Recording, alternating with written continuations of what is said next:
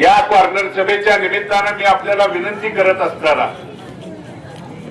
मुळात आपल्या तीर्थक्षेत्र विकास आघाडीचा विकासाच्या मुद्द्यावरती विजनच्या मुद्द्यावरती बोला म्हणल्यानंतर पुढून जाणून बुजून त्या ठिकाणी वैयक्तिक पातळीला टीका टिप्पणी करायची आणि लोकांची दिशाभूल करायचं काम काय पुढच्या मंडळींच्याकडून सुरू आहे।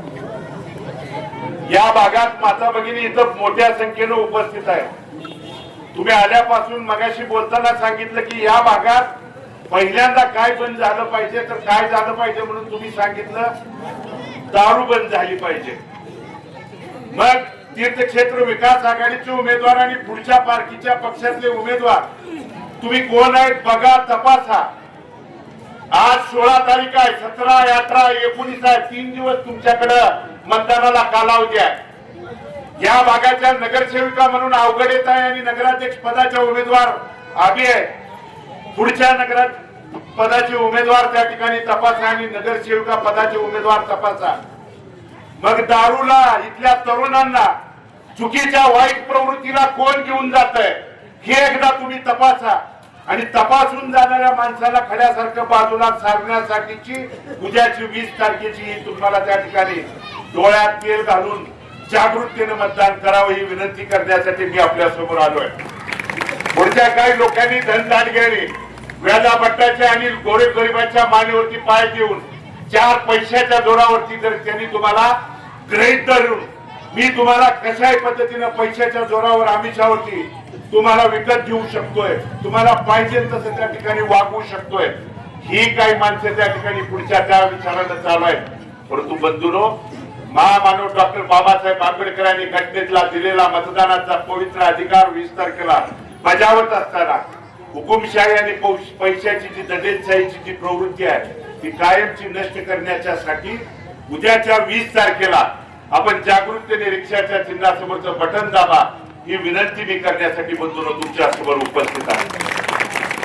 विकास कामाच्या बाबतीत घराच्या कडेच्या गटारीचं बोलल्यानंतर पुढच्या उमेदवाराला जर एवढं झोंबलं असेल आणि त्या ठिकाणी त्यांच्याच भाषणामध्ये काय बोलले की प्रशासनाचा हा कार्यकाळ आहे, मग प्रशासनाचा 4 वर्षाचा कार्यकाळ होता तर तो मुद्दा बोलल्यानंतर लगेच 1-2 दिवसामध्ये कसं त्या ठिकाणी ते पाणी त्या ठिकाणी काढण्याचं काम सुरू झालं।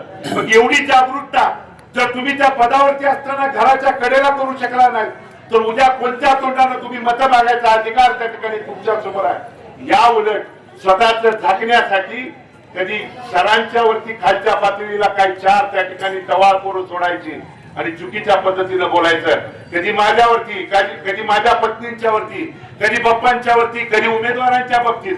ठीक आहे, आमच्यावर जरूर बोला, पण हयात नसणाऱ्या माझ्या वडिलांच्या बाबतीत तुम्ही 11 वर्षे भारत नानांनी या भागाचं प्रतिनिधित्व केलं आणि काय केलं म्हणून विचारत असताना आदरणीय खंडू खंदारेंनी सांगितलं की इथली जे या अगोदरची 9 वर्षापूर्वीची गटार आहे ती आदरणीय भारतजी नागणी इथं उपस्थित आहेत, खंडू खंदारेंनी या भागाचं प्रतिनिधित्व केलं।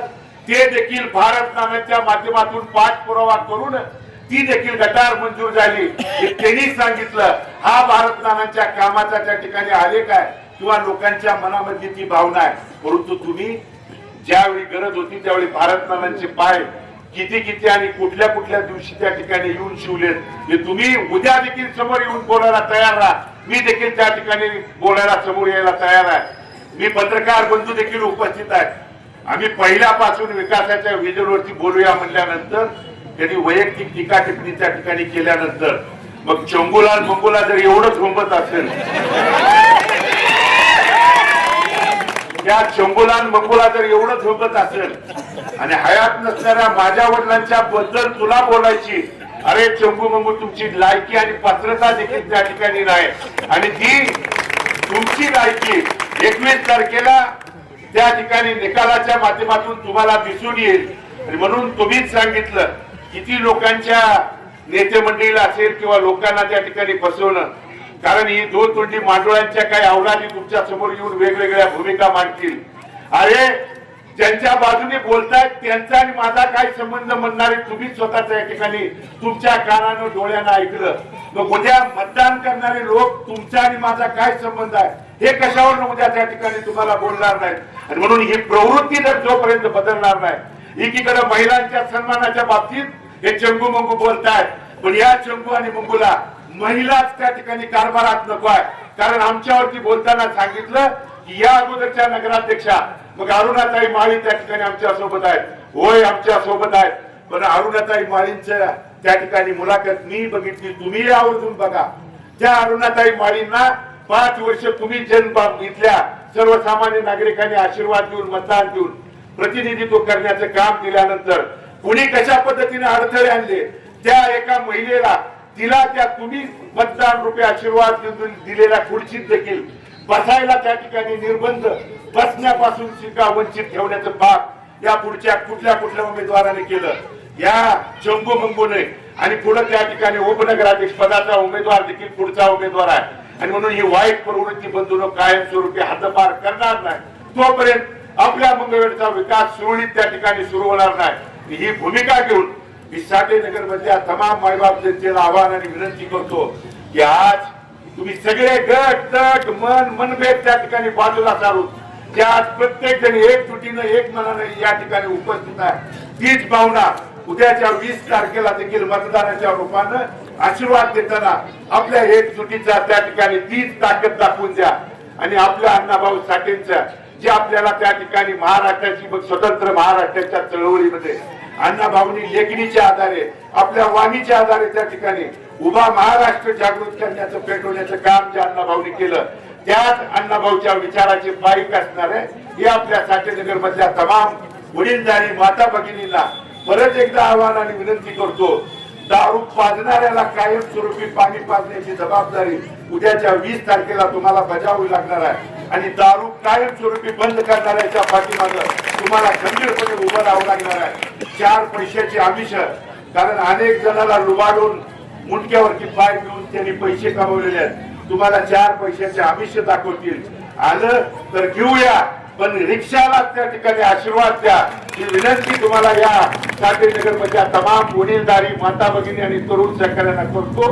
आणि पत्रकार बांधवांच्या माध्यमातून या चंगू मंगू आणि त्या चंगू मंगूच्या कोण बगलवरच्या बगल बच्चांना देखील आवाहन आणि विनंती आहे. आज 16 आहे, प्रचार माझ्या माहितीनं 18ला त्या ठिकाणी बंद होणार आहे. आणखी 2 दिवस आहेत. तुम्हाला रिजनच्या बाबतीत तुम्ही महिलेचा सन्मान त्या ठिकाणी बोलता, पण महिला नगराध्यक्ष पदाला कशा पद्धतीने तुम्ही अडथळे आणले हे आम्ही समोर येऊन पुराव्यानिशी व्हिडिओ देखील माझ्याकडे आहे, तुम्हाला दाखवू शकतो की त्या महिला नगराध्यक्षांना खुर्चीवरती बसण्यापासून देखील रोग कुणी त्या ठिकाणी लावला. त्याचा व्हिडिओ मी तुम्हाला येणाऱ्या 2 दिवसाच्या काळात प्रत्येकाला त्या ठिकाणी दाखवेल. आणि ही जी भूमिका आहे महिलेच्या बाबतीतली चुकीची वागणारी माणसं खड्यासारखे बाजूला सारा आणि रिक्षाच्या चिन्हासमोरचं बटन दाबून 2 मतदान त्या ठिकाणी आपल्याला मतदान करण्याचा अधिकार आहे.